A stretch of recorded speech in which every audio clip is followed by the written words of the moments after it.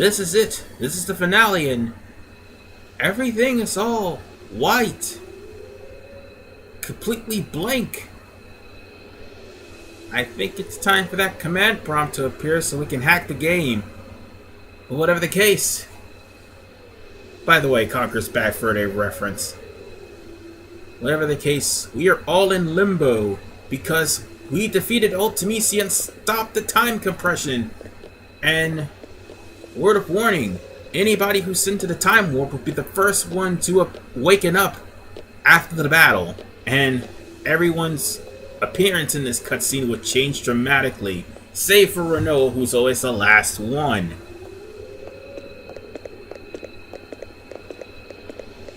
But yes, everyone is scrambling through different time zones because of Ultimisia and her pettiness.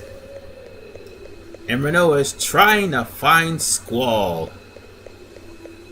It's not going to be easy for her to find Squall. As a matter of fact, Squall is kinda stuck in a terrible position right now. And by position, I mean he's stuck in the past for the time being.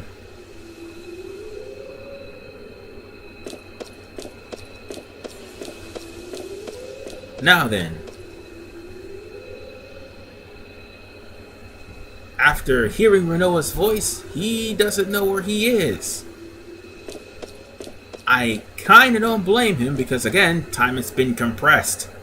But now for the biggest curveball of them all.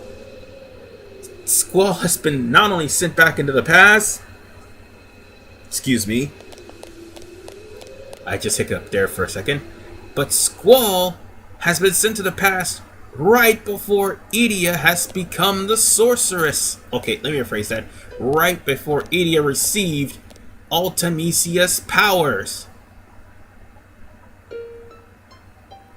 In other words, this was before she put on that black dress and declared dominion over Galbadia. Because here comes Ultimisia. So from my understanding, this is how the whole game started. In other words, Edea had to pick up Ultimisia's powers, and eventually she'll become the sorceress that we have to fight again. In other words, it's the game saying, hey, we have replay value to see what happens in this timeline. So technically, every replay is a new timeline. Think of how scary that really is. And the thing about time-traveling games, if you don't do it right, they turn out to be Sonic 06. But nonetheless, Ultimisia is dead and gone for good. And on top of that, Edea soon finds out that Squall that's standing before him is the same Squall that was running out looking for a loan. So now, the idea of seed and garden has been replanted in her head. In other words, Squall just made a time paradox.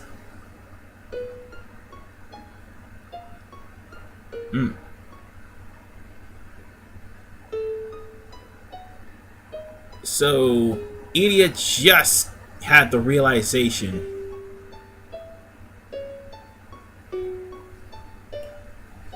And now she's trying to make things a little easier by sending Squall back before both Squalls meet and it ends up causing an actual time paradox.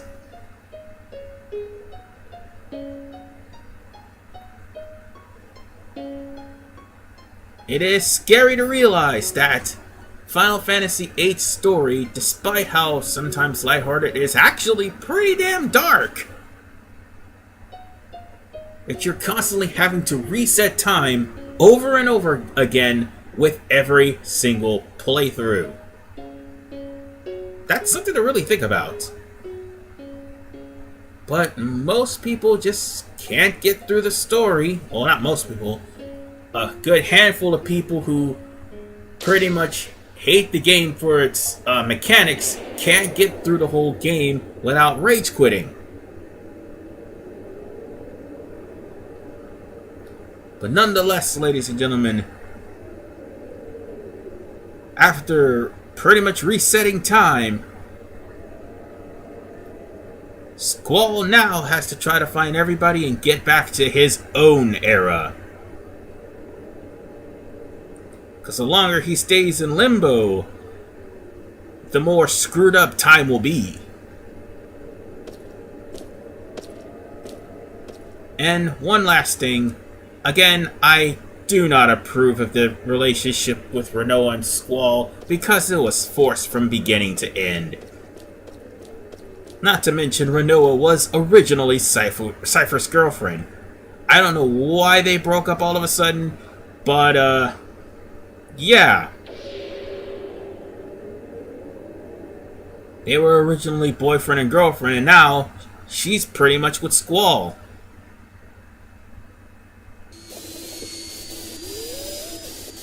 Oh god, what's happening to the, oh wait, no, it's not the graphics this time, it's not the frame rate. No, this is how the game actually is. An empty field in an empty dimension, and time itself is just going complete and utter haywire.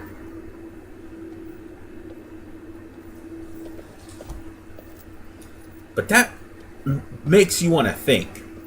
As many times as Ultimecia has reset time itself, how many Ultimecias are there? And where is her origin? It's pretty much because of the fact that Ultimecia possesses Rinoa that everyone thinks that Ultimecia is Rinoa.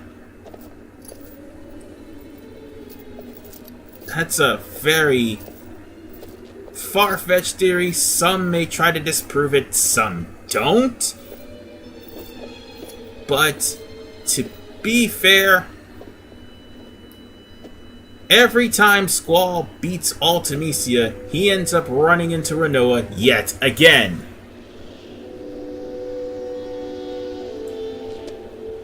He is going to be the most psychologically scarred and forever 17 teenager to ever exist in Final Fantasy.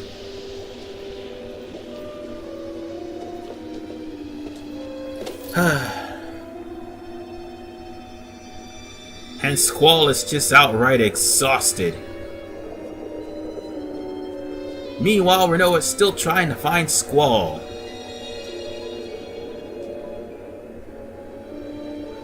Well, I would shut up through the cutscene, but there's absolutely no voice acting here.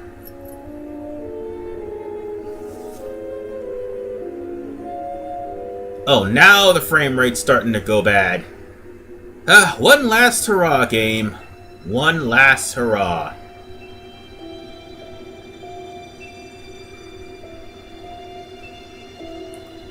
And just like that, magically Squall, after almost giving up hope, has found Rinoa.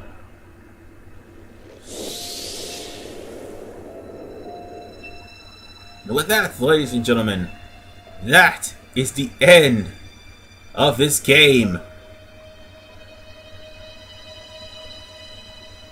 Oh wait, hold on. I'm jumping the gun too soon. Oh shit. This is when she first accosted us back at the Seeds gathering. It's repeating itself. Oh no! And for the record, folks, it may not be the frame rate this time. Everything's going haywire on purpose. It's the time compression. And if it hurts your eyes, I apologize. I should put a seizure warning in front of this part. Just because of this.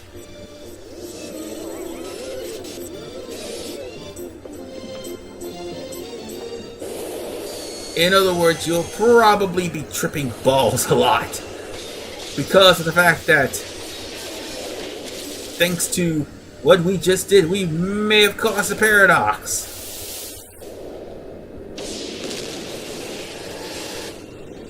May have. I think we did cause the paradox.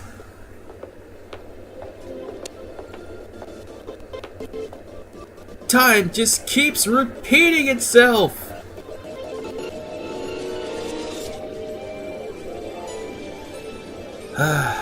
Man, maybe we shouldn't have killed that drunken sorceress.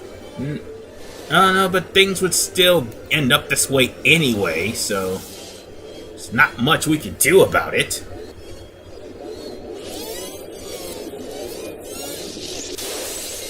Wait, what the hell was that? A faceless squall? Never mind.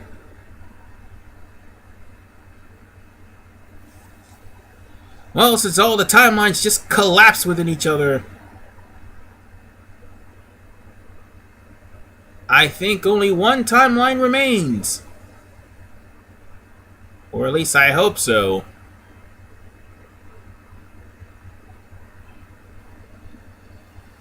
And now, we finally beat the game.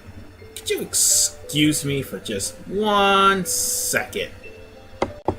Sorry about that, my cat was just wanting to be fed. Anyway, I dare say that Renoa has cleared up everything, I guess. So now, the Renoa x Squall shippers are happy. And to be fair, this romance was just forced.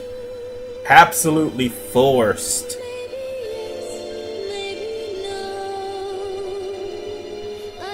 Just want to point something out that every time she kisses Squall, Squall is practically kissing Cypher.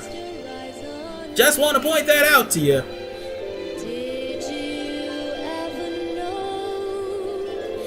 But after the achievement showed up, yeah, we are literally at the end of the game.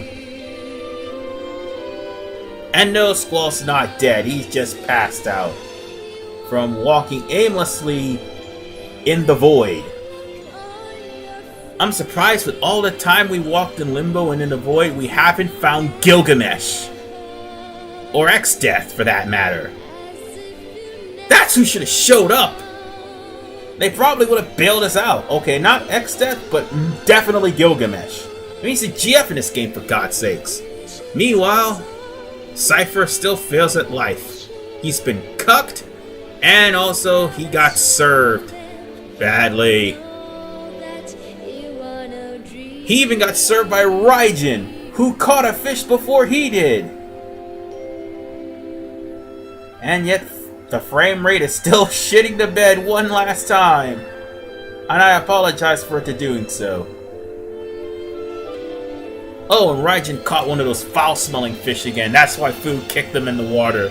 Not because Cypher was feeling bad. And speaking of feeling bad for Cypher, the garden just flies by to picks him up. After everything he does, they forgive him. And again, he was under coercion. Meanwhile, Laguna is just, well, reminiscing on his relationship with Rain, who, by the way, is Squall's mother. Oh God. Oh God. The frame rate's worse. No! You don't want me to end on a good note, don't you, game? The frame rate just keels over now.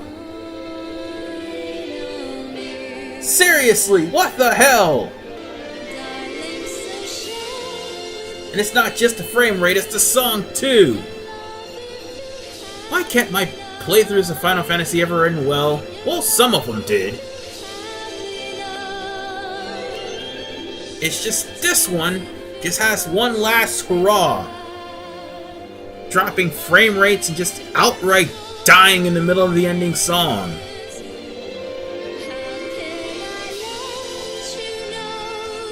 But yeah, as I already stated, she's already died trying to give birth to Squall. Which is why she was an orphan. Well, Squall technically wasn't an orphan. His dad was too busy to get him. Because he was president of Estar. And an outright idiot. Yes.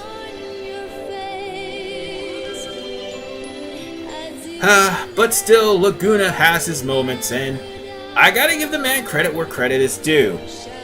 He kinda had no choice but to stick around in Estar because of the sorceress. And he's sea alone. Hopefully he can get there without a leg cramp. From arthritis. Yeah, that's what I meant.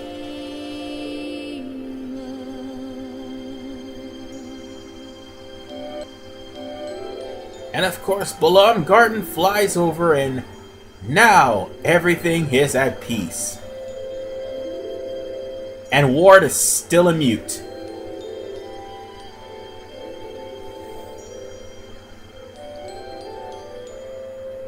So, that is the end of the game. I kept saying that.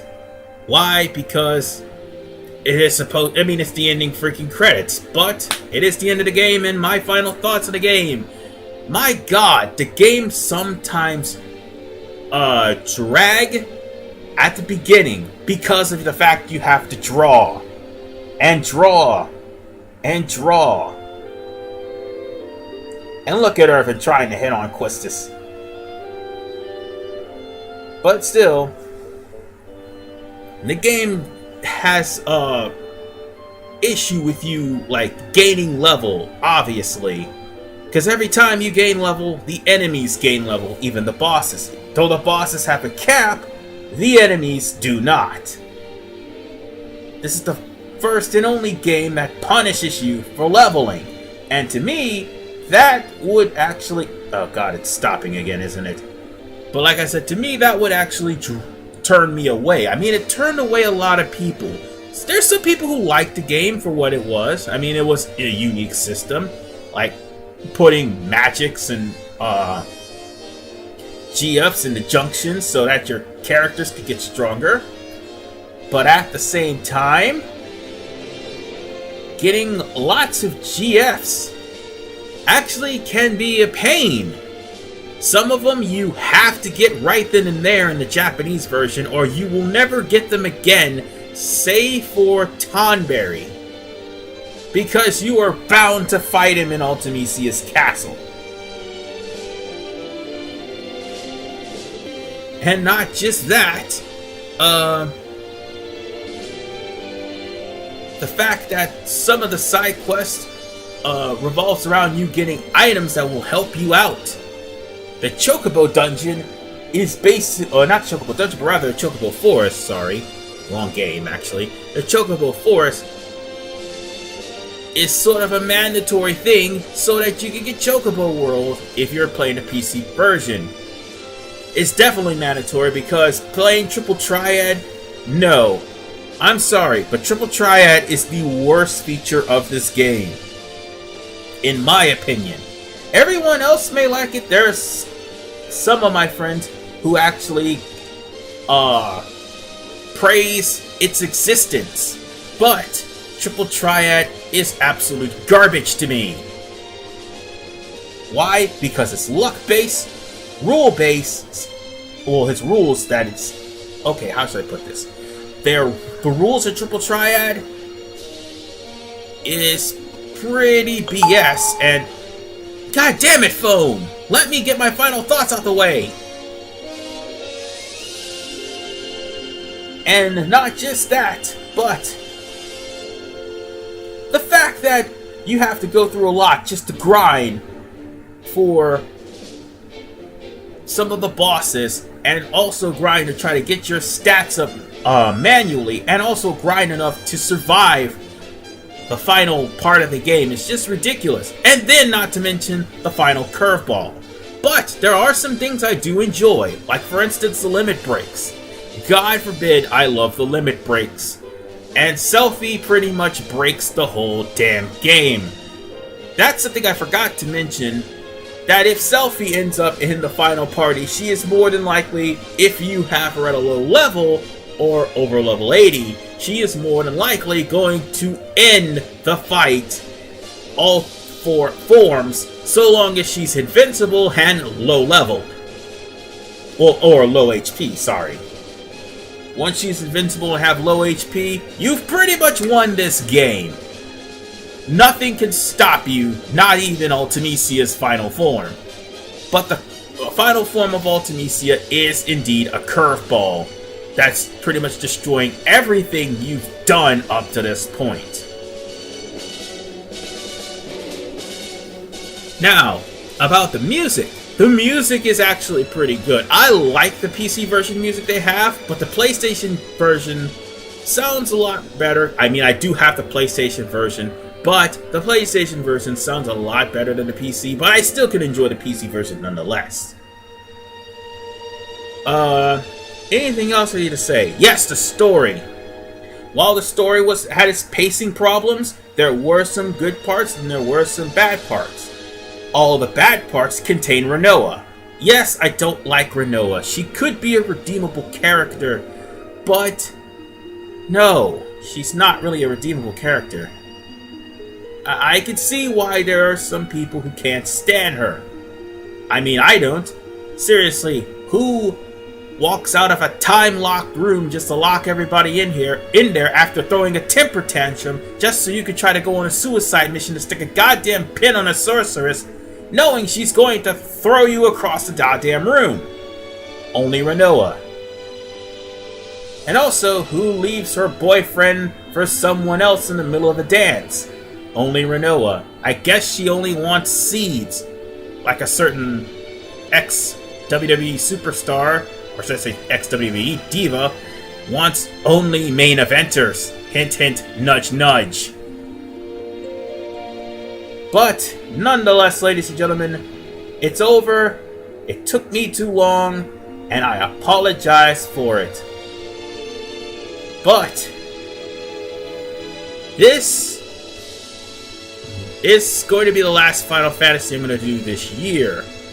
Because next year I have plans to doing 2 Final Fantasy games. One of them I was planning on going to finish off Via Infinito because that's long overdue. And also, the next game in the series that I'm going to do is Final Fantasy 13. I actually enjoy 13. That's kind of scary, to all of you at least. But, for the most part, I'm going to finish off Grand Theft Auto 4 for the rest of the week. This is RVMan985. See you guys next time.